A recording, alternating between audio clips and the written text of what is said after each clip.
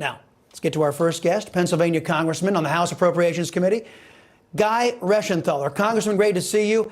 Well, here it is again. Chris, you too. The White House having to admit that Biden doesn't make policy in his own administration. Biden claimed in the New York Times that he'd provided advanced rockets to Ukraine, prompting Russia to threaten a nuclear strike on the United States. Biden's know-nothing millennials had to backtrack, saying the missiles were given on condition they wouldn't be used against Russia.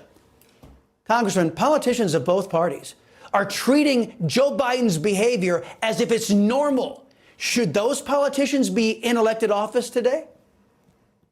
Well, no, and what you're seeing from Joe Biden is exactly what the world doesn't need, and that is he's incredibly ambiguous. He steps in it when he speaks. He is not very clear when he's making these statements. And what it does is it gives uncertainty to people like Putin or the dictator in China, Xi. And what that does is it weakens our ability to deter conflict. Just look at these missiles. We should be giving these missiles to the Ukrainians, and the Ukrainians should be using them to reach up to 40 miles into Russia to take out the batteries that are being used to rocket into Ukraine. There's nothing wrong with that. We should openly say we're supplying these arms, and of course the Ukrainians are going to use them against the Russians. Now, as far as the Russians saber rattling with nuclear weapons, if we allow that to deter us from helping a Western democracy in Ukraine or elsewhere, then we might as well just hand our foreign policy over to the Russians or any nuclear power for that matter. It's incredibly unlikely that Putin and the Russians will use nuclear weapons. Yes, Chris. Well, no, we already did. We already handed our foreign policy over to the Russians. They're the ones negotiating with Iran on their nuclear deal, courtesy of Team Biden. But, Congressman, I just want to press you on this because, look, the idea, ABC, NBC, CBS, the New York Times, the Washington Post, out there pretending that Joe Biden's behavior is normal. Virtually his entire party pretending it's normal that Joe Biden gets out there, talks out of his rear end, and that his millennial socialists back there at the White House have to correct it. It's unacceptable for, in my opinion, anybody in the Republican Party to suggest and not call this out every single time it happens. But there's Mitch McConnell. Oh, yeah, this is perfectly normal. We're going to make Joe Biden a moderate. The normalization of this absolutely dangerous idiocy, Congressman, is what I'm pushing back against. I'm hoping you're equally as angry at this, not only at the Democrats, but at your own party as well. No, so I'm not defending Joe Biden's statements, and it is abnormal. What's also interesting to note here, you're absolutely right. And what's also interesting to note is, remember, every time President Trump had a perceived slip, everybody in the media was talking about the 25th Amendment, if he was competent to hold office. Now we have a president in office who I would argue has some issues with cognitive ability, yet where is the mainstream media asking every Democrat if the 25th Amendment should be invoked? Where are they saying that he might need to step down because he's unfit? Remember how they said President Trump was unfit ad nauseum for 4 years, yet they are now silent. And again, there's real life consequences when you have Joe Biden making these statements regarding foreign policy in particular, because the world listens.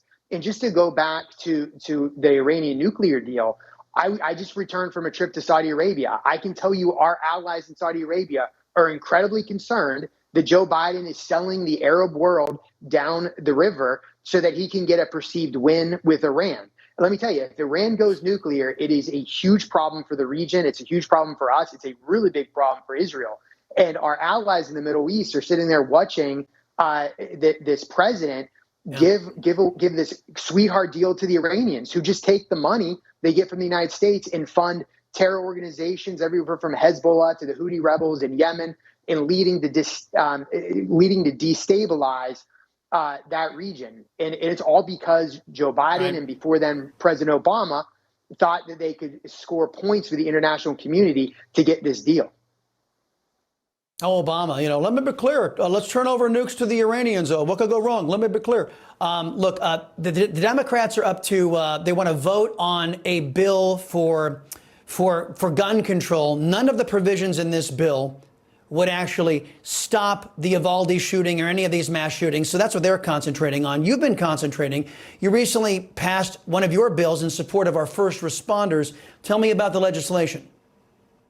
Thanks, Chris. So what my bill does, which passed with bipartisan support, I should add, is it makes sure that police get the resources they need for things such as PTSD. It really focuses on mental health. Additionally, it makes sure that if an officer dies by suicide, that it's very likely that that suicide and the depression was caused by something that he or she did in the line of duty, then the family gets a death benefit just as if the officer was killed in the line of duty. It's incredibly important. But I'm taking steps to actually support law enforcement, taking steps to advance mental health care in this country, needed steps. The Democrats, by contrast, are doing nothing but trying to drive political wedges through this country.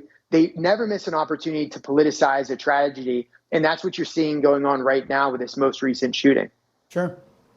Sure. Yeah. When criminals go nuts in America, the Democrats say, let's punish the law abiding. That's a great way to go. There's growing concern over China trying to purchase Forbes.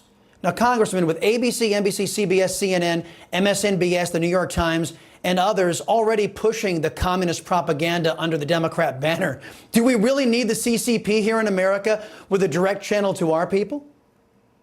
No, we don't. And thank you for mentioning that all those other outlets have basically been co-opted by the Chinese Communist Party. Just look at Disney and how they kowtow to the Chinese Communist Party. The difference, and that's bad enough, but the difference between what U.S. corporations and U.S. media are doing now and if the CCP were to purchase Forbes is that every article coming out of Forbes would in essence be Chinese propaganda, and it would have the color of legitimacy because it would be coming from what was a trusted news source. That's why this is so problematic. And let me be clear about something. The Chinese view the United States as an existential threat to them. The Chinese clearly believe that anytime historically you have a rising power and a collapsing power, and they view us as a falling, collapsing power and themselves as a rising power, they think that historically, anytime that happens, those two great powers come into conflict. They are clearly preparing for a conflict with the West. I wish we would wake up and realize that and recognize that we are in a Cold War with China, and their aim is to replace us as the global superpower. Yeah, well, under Joe Biden, the Democrats, the surrender of America is all but assured to communists. They're more ideologically aligned, as you know, Congressman. Congressman Guy Reschenthaler, thank you, sir. We appreciate the time as always. Thank you, Chris.